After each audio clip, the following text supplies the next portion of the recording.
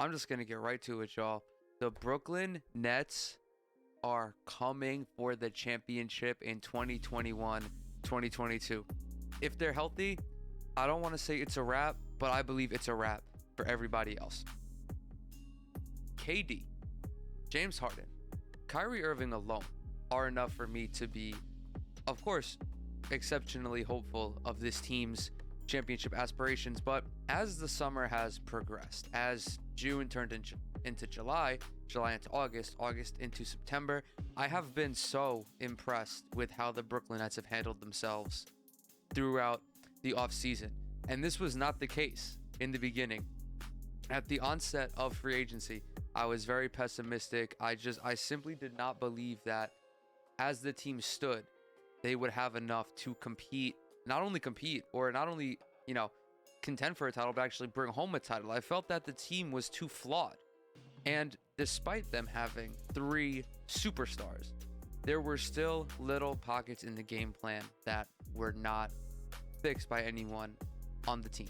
Of course, losing Jeff Green exacerbated that tremendously, but especially on defense. I get it. Kevin Durant, I talk about this all the time, by the way. I talk about how great of a defender Kevin Durant is. How, reliable a defender James Harden can be at times. And the same thing goes for Kyrie Irving, who when he wants to, or again, I said this almost verbatim last week, when he's able to, he can bring out the clamps. But Sean Marks has done a fantastic job, and it's only gotten better in recent weeks. So the big letdown of the offseason, I would say, is Jeff Green leaving. He signed with the Denver Nuggets, and anyone who watched the team last year realized that Jeff Green was instrumental to Steve Nash's game plan, both offensively and defensively.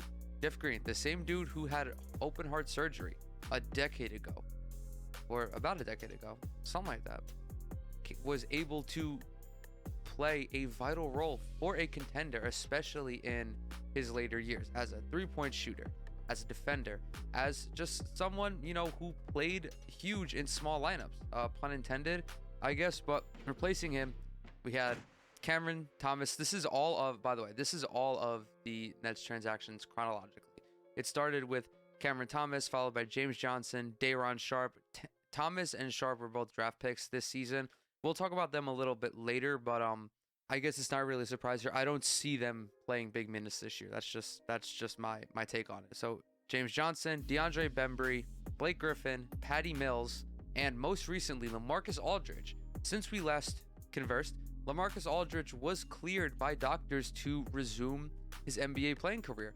As we all remember, last season, Aldridge, who was a member of the Nets at the time, announced his sudden retirement at that because of some underlying heart issues. I don't remember what they were specifically. I think it was some sort of irregular heartbeat, and he took it upon himself to call it quits, get evaluated medically, especially because he is a bigger guy, and bigger guys unfortunately have a history of cardiac problems, particularly athletes.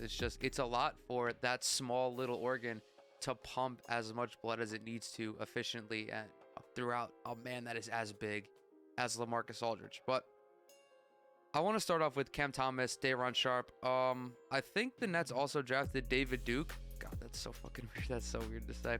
But I haven't signed him yet. I guess not, because he's not on this table. Oh, and of course, how am I going to forget the elephant in the room? Kevin Durant. Kevin Durant inked an extension. 4 years, $195 million, seemingly out of nowhere. This was right before he went over to Tokyo to compete in the Olympics. There's also murmurs that both James Harden and Kyrie Irving are going to be extended before training camp starts. I don't know how substantial that is, because there really has been minimal reporting on it. I guess we'll see what happens. I'm sure there are negotiations going on between Marks and respective agents for both those parties, but regardless, they will be under contract for this season, and this is really the make or break season for Brooklyn, especially if they do go ahead and ink Harden and Kyrie to some rather sizable extensions, because as we know, all these guys are getting older, and we don't really know what the later years for them are going to look like. And I am, of course, forgetting the DeAndre Jordan trade, because I filtered this transaction pool by signings and not by trades. So we're just going to recap the details of that very quickly. So a couple days ago, the Nets and the Detroit Pistons came to terms on a deal. The full deal includes Seko Doumbouya is getting traded from Detroit for DeAndre Jordan and, a host of picks. Jahlil Okafor also got traded to Brooklyn as well, but this was noted by Bobby Marks. This deal saves a tremendous amount of luxury tax for Brooklyn.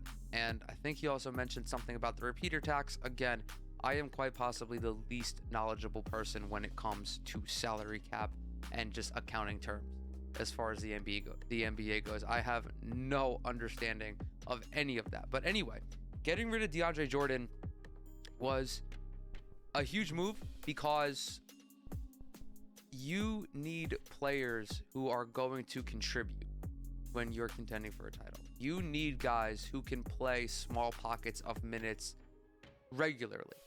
DeAndre Jordan was not that guy. And what did Brooklyn go out and do? They went out and they supplemented him with Paul Millsap.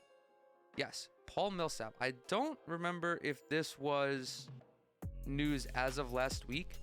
No, it was about 5 days ago it was reported. So yeah, this was a couple days after we last spoke, but I like this signing probably the second most, only to Paddy Mills. And it's because Paul Millsap does what the Brooklyn Nets need. They have a bunch of guys, namely Paul Millsap. They also, of course, re-signed Bruce Brown and Blake Griffin as well earlier this offseason, which was, again, another tremendous move by Sean Marks. But to me, the additions of Paddy Mills, Paul Millsap, and DeAndre Bembry, oddly enough, really helped take this team to the next level. With Paddy Mills, and I think I've already gushed enough about him, you get a reliable 3-and-D guy, someone who can facilitate the offense. You can also play multiple guard lineups. If you want to get super small, have Paddy Mills and Kyrie in the backcourt, and then, maybe get a little freaky. Play James Harden at the 3, gives you another playmaker, also someone who can work off the ball. And then your 2 forwards can be some sort of combination between Kevin Durant and Paul Millsap, or Kevin Durant and Blake Griffin, and just play around with that and see how that works out. I mean, with all these guys and so many new moving pieces, I'm sure that Steve Nash and his coaching staff are going to work. They're going to pull out these fucking obscure lineups just to see what works and what doesn't work. But Paul Millsap is the most intriguing signing to me because he gives them a defensive presence in the front court, a legitimate defensive presence in the front court as well. Now, I understand that Paul Millsap is not whom he once was. He's not a defensive player of the year caliber player anymore. He's not going to be super active in terms of steals, super active in terms of blocking shots for extended periods of time, but the Nets don't need that. They will need 10, 15, maybe 20 minutes of good, intense, hard defense from guys like Millsap, Paddy Mills, and DeAndre Bembry. Now, I didn't realize this at the time, but the Bembry signing could wind up being as important as Paul Millsap. And that's because I think that Bembry is a criminally underrated defender. I have a couple of numbers I want to talk about here. So, on a per 36 minutes basis, DeAndre Bembry is averaging 1.9 steals for his career. The last 3 seasons, he's been at 2 or above 2. Now, I understand that these are not going to be his numbers when he's actually playing because these are extrapolated. But to even come away with about 1 steal in less than 20 minutes of action, or around 20 minutes of action, is a sign of just a super erratic, a super disruptive defensive guard, which is what the Nets need. Now, another thing I want to talk about is, this is according to NBA.com.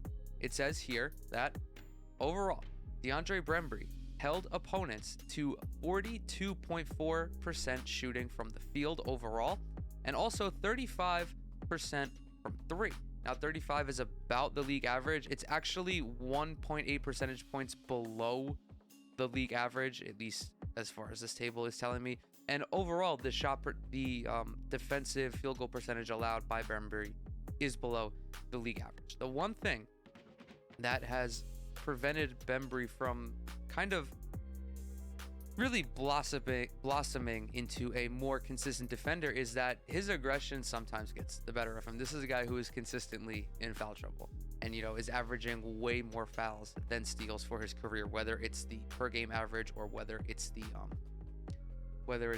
extrapolated averages, whether it's per 36 minutes, per 100 possessions, whatever. He's like doubled his fouls to steal ratio, which again, almost doesn't really matter if you're only expecting him to play 15, 18, 20 minutes, which is what the Nets are going to need him to do.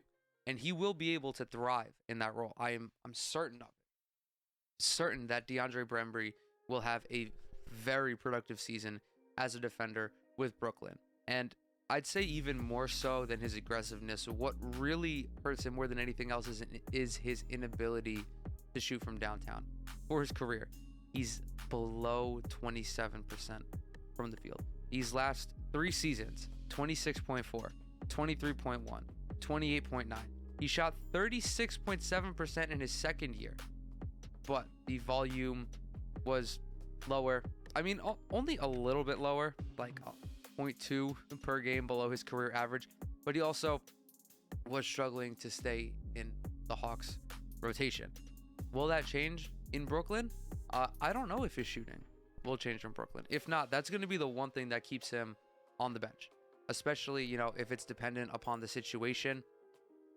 If the Nets need defense, they're going to have to find a way to work Bembry into the lineup without compromising somebody like Joe Harris or even Blake Griffin, maybe, or definitely Paddy Mills. I mean, I don't see any rotation where,